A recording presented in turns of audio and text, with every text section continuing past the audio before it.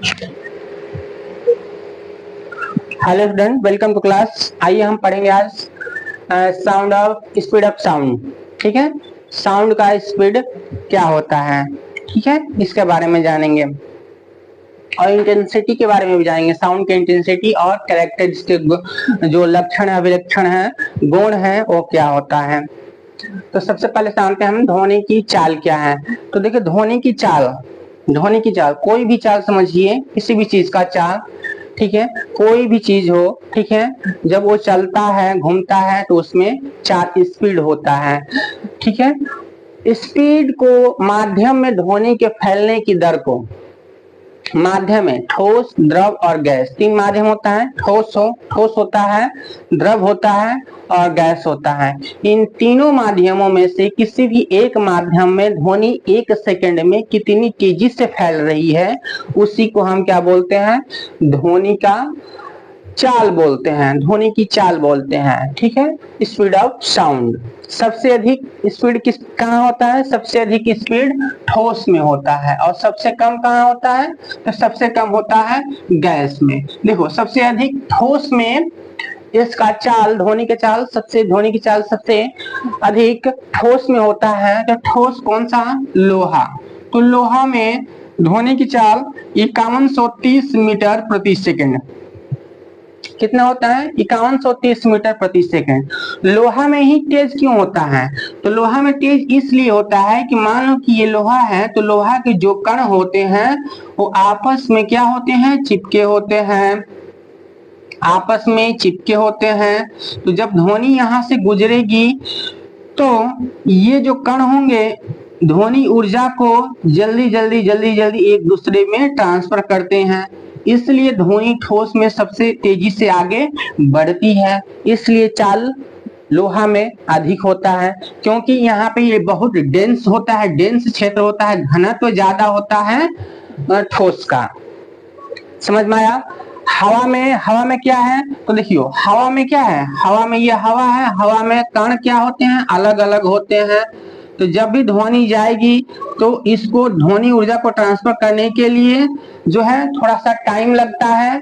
ठीक है, कण अलग अलग होते हैं तो जल्दी ऊर्जा को ट्रांसफर नहीं कर पाते, इसलिए ध्वनि को हवा में चलने में थोड़ा सा समय लगता है। इसलिए हवा में जो है ध्वनि का वेग कम होता है। हवा में ध्वनि का वेग कितना होता है, 332 मीटर प्रति सेकेंड और जल में 1483 मीटर प्रति सेकेंड। वीडियो को फुली वॉच कीजिएगा, क्योंकि यह साउंड वेव चल रहा है, साउंड चैप्टर चल रहा है, बहुत इंपॉर्टेंट है, ये समझना बहुत जरूरी है, क्योंकि यहाँ से बहुत सारे क्वेश्चंस आते हैं। और आप लोग अगर वीडियो देख रहे हैं तो लाइक और फॉलो जरूर कीजिए और इस वीडियो को अधिक से अधिक बच्चों के पास शेयर कीजिए। अब देखिए ध्वनि की चाल क्या है। ध्वनि की चाल कब चेंज होता है, चेंज कब होता है, ये कई बार क्वेश्चन से यहाँ से आया है। जब भी ध्वनि एक माध्यम से ठोस, देखो ठोस, द्रव और गैस, तीन ही माध्यम होता है। या तो ध्वनि ठोस से द्रव में जाएगी, या तो द्रव में से गैस में जाएगी, या तो गैस से ठोस में जाएगी, या तो द्रव में जाएगी। तो इन तीनों माध्यमों में से ध्वनि जो है, ध्वनि इन तीन ही माध्यमों में चलेगी। निर्वात में ध्वनि नहीं चलती, निर्वात में ध्वनि क्या है, नहीं चलती, क्योंकि निर्वात में कोई भी माध्यम मौजूद नहीं है।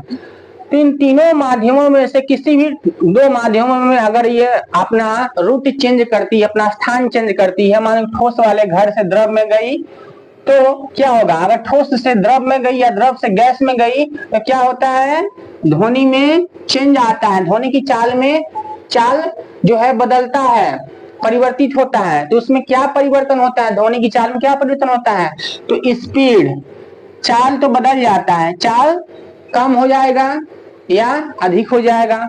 वेवलेंथ क्या होगा, कम हो जाएगा या अधिक हो जाएगा। लेकिन जो फ्रीक्वेंसी है, आवृत्ति है, जितनी तेज हम बोल रहे हैं उतनी तेज हम ठोसों में बोलेंगे, द्रव में भी बोलेंगे और गैस में भी बोलेंगे। तो क्या गैस में हम जाके म्याऊ म्याऊ बोलने लगेंगे, नहीं। गैस में हम कम धीरे नहीं बोलेंगे, ठोस में भी धीरे नहीं बोलेंगे, मतलब हम जहां भी रहेंगे वहां अपनी साउंड में हम बोलेंगे। तो वो आवृत्ति है, आवृत्ति फ्रीक्वेंसी कभी चेंज नहीं होता, बल्कि स्पीड कम हो जाएगा। हो सकता है कि हम ठोस में जाएं तो धीरे बोलने लगे, द्रव में जाएं तो और धीरे बोलने लगे, ठीक है, तो कहने का मतलब कि फ्रीक्वेंसी चेंज नहीं होता, frequency no change, speed change हो जाएगा और तरंग दैर्ध्य चेंज हो जाएगा, तरंग दैर्ध्य चेंज हो जाएगा। समझ में आया? साउंड स्पीड आवृत्ति पर निर्भर नहीं करती है, ध्वनि का वेग, ध्वनि का चाल आवृत्ति पर निर्भर नहीं करता है, माध्यम की प्रत्यास्थता पर निर्भर करता है। प्रत्यास्थता, कोई भी माध्यम, ठोस द्रव गैस हो, कोई माध्यम है, वो माध्यम कैसा है, ठीक है, कितना उसमें फ्लेक्सिबिलिटी है, इस चीज पर निर्भर करता है। ताप, उस माध्यम का ताप क्या है, घनत्व क्या है, इस पर निर्भर करेगा। ठीक है, तो तापमान पर निर्भर करेगा, अभी अब हमने बताया। दाब का कोई प्रभाव नहीं पड़ता, दाब का कोई रोल नहीं है साउंड में। ठीक है, अगर हम किसी चीज पे प्रेशर डालते हैं तो ध्वनि कम नहीं होती है, किसी चीज पे प्रेशर डालने से ध्वनि का जो वेग है वो कम नहीं होता, चाल कम नहीं होता है। तो दाब का कोई प्रभाव नहीं पड़ता। जो साउंड का स्पीड होता है, ध्वनि की चाल परम ताप के वर्गमूल के समानुपाती होता है। तो v varies under root T, समानुपाती मतलब ये दोनों समान होते हैं, equality. v is equal to constant गुना t, यही तो होगा जब ये वैरीज हटाएंगे तो। अब देखो कहने, अब ये जो आया समानुपात, जब यहां से हटाते हैं तो v is equal to constant, कोई कांस्टेंट आएगा, गुना t आएगा। तो इस t का मान, इस ताप का मान अगर हम बढ़ाते हैं तो साउंड का जो स्पीड है बढ़ जाएगा। अगर इस ताप का मान घटाते हैं तो इसका चाल जो है v क्या होता है, घट जाता है, बढ़ाने पर बढ़ जाएगा, घटाने पर घट जाएगा। कहने का मतलब कि ताप का प्रभाव पड़ता है। ठीक है, 1 डिग्री सेल्सियस ताप बढ़ने पर, 1 डिग्री सेल्सियस ताप बढ़ने पर ध्वनि की जो चाल होती है 61 सेंटीमीटर यानी कि 0.61 मीटर प्रति सेकंड बढ़ती है, 1 सेकंड में बढ़ती है। समझ में आया? इतना समझ में आया?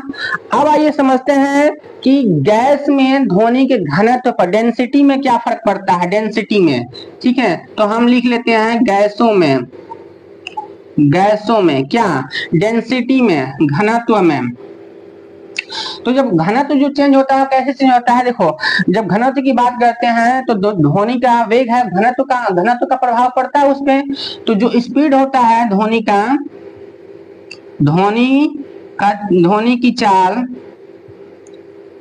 की चाल इज इक्वल टू वैरिस इज इक्वल टू 1/घनत्व, व्युत्क्रमानुपाती होता है।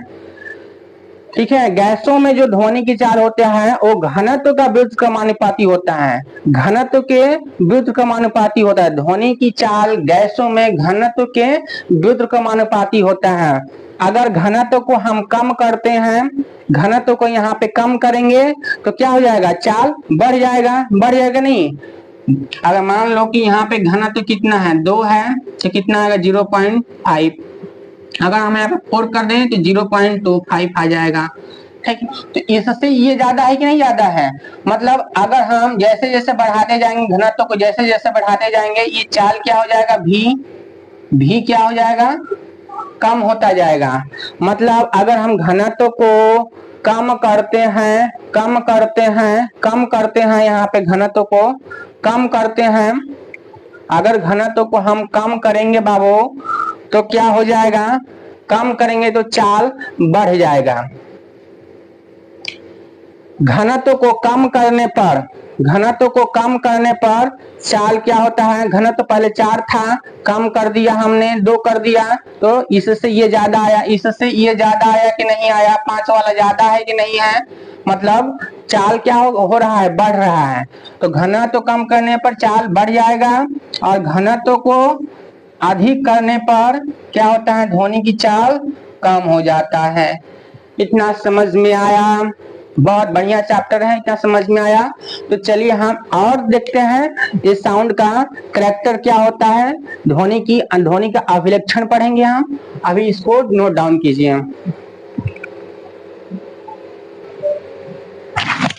चलिए देखिए, रडार जो है, रडार का फुल फॉर्म क्या होता है? रडार का फुल फॉर्म होता है रेडियो डिटेक्शन एंड रेंजिंग। ठीक है, ये क्या करता है? आकाशीय यंत्र का पता लगाने में, आकाश में उड़ रहे हैं जैसे वायुयान है, जेट विमान है, इसको पता लगाने के लिए, ठीक है, कितनी दूरी पर है, इसको रडार से जांच किया जाता है। इसको होता है रेडियो संसूचन एवं सर्वेक्षण। ठीक है, सोनार का होता है साउंड नेविगेशन एंड रेंजिंग। यह क्या करता है? समुद्र में डूबी वस्तुओं का पता लगाने में हम सोनार का प्रयोग करते हैं। सोनार का फुल फॉर्म पूछ सकता है, सोनार का फुल फॉर्म होता है साउंड नेविगेशन एंड रेंजिंग। समुद्र में डूबी वस्तुओं का पता लगाने के लिए हम इसका बाबू प्रयोग करते हैं। अब आता है कैरेक्टर क्या होता है? कैरेक्टरिस्टिक ऑफ साउंड, ध्वनि के अभिलक्षण। ध्वनि की अभिलक्षण क्या है? ध्वनि के अभिलक्षण, तो ध्वनि के अभिलक्षण तीन चीजों पर निर्भर करता है। लक्षण तीन है, कौन कौन सा है? इंटेंसिटी है, तीव्रता है, तारत्व है और पिच है। पिच मतलब गुणता, तारत्व, पिच और गुणता, क्वालिटी, ये तीन है। तीव्रता है, तारत्व है और गुणता है।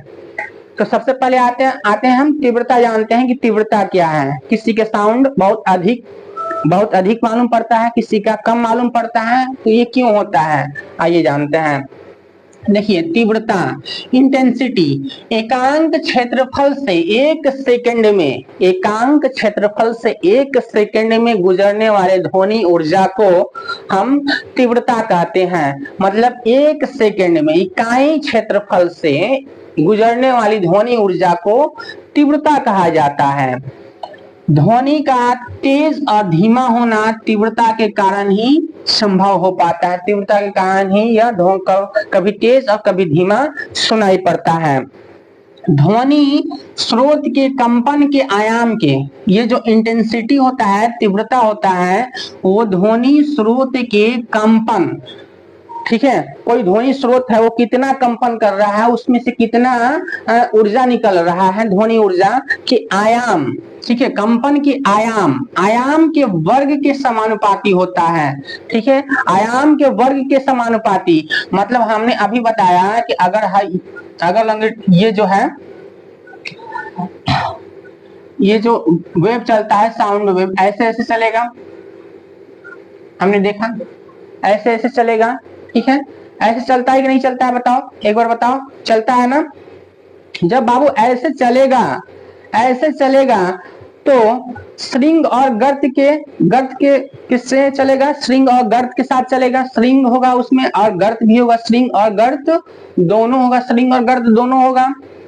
ठीक है, तो इसी को हम बोलते हैं कि ये चीज कितना ऊपर तक जा रहा है। ठीक है, अनुप्रस्थ ये अनुप्रस्थ तरंग है, तो अनुप्रस्थ तरंग में ये जो आप कितना ऊपर तक ये उठ रहा है साउंड की वजह से, इसी को हम बोलते हैं आयाम। तो आयाम जितना बड़ा होगा, जितना अधिक होगा, उतना ही उसका तीव्रता जो है, तीव्रता अधिक होगा।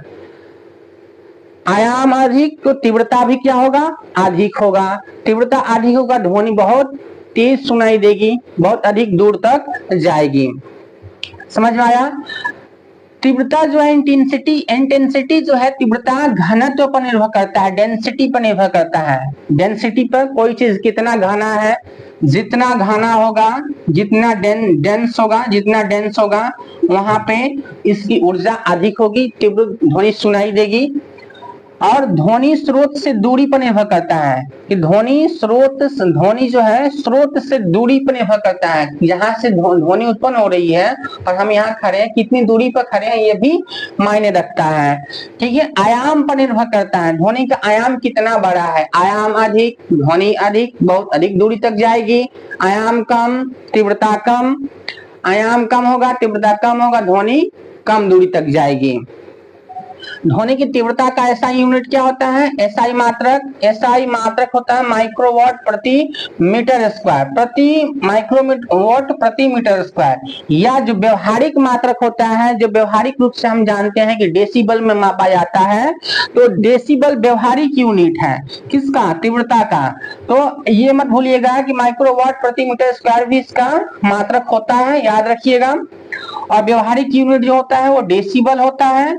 बेल में भी मापा जाता है, बेल, ठीक है। लेकिन बेल क्या है? ध्वनि का तीव्रता का जो है सबसे बड़ा मात्रक होता है बेल, सबसे बड़ा मात्रक। तो हम बेल का यूज नहीं करते हैं।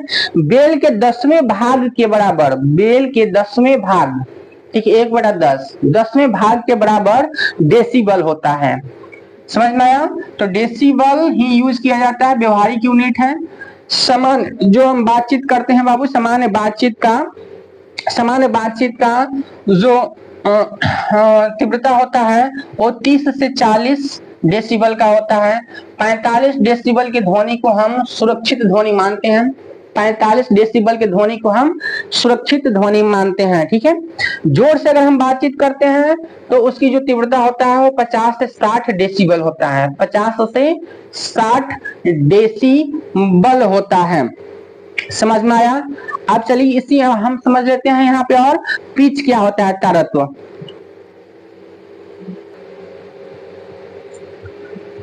चलिए लाउडनेस क्या होता है? लाउडनेस देखिए, प्रबलता, कानों में प्रति सेकंड पहुंचने वाली ध्वनि ऊर्जा की माप, ठीक है। कानों में 1 सेकंड में कानों पर कितनी ऊर्जा, ध्वनि की कितनी ऊर्जा पहुंच रही है, इसको हम प्रबलता, लाउडनेस बोलते हैं, ठीक है। ध्वनि में ऊर्जा होता है, बहुत अधिक देर तक हम जब जोर जोर से साउंड को सुनते हैं तो हमारा कान थक जाता है, ठीक है, मन थक जाता है, शरीर थक जाता है, इसमें ऊर्जा होता है। तो लाउडनेस जो होता है, प्रबलता, यह कंपन के आयाम पर निर्भर करता है, कंपन के आयाम पर बाबू, कंपन के आयाम जो होता है उस पे निर्भर करेगा। कैसे करेगा? तो देखिए, यह है, ये आयाम क्या है? छोटा। आयाम छोटा है तो ध्वनि क्या होगी? ध्वनि कम प्रबल होगी, ध्वनि कम प्रबल होगी, कम प्रबल होगी, उसके पास कम ऊर्जा होगा, आवृत्ति कम होगा, ठीक है। अब देखो,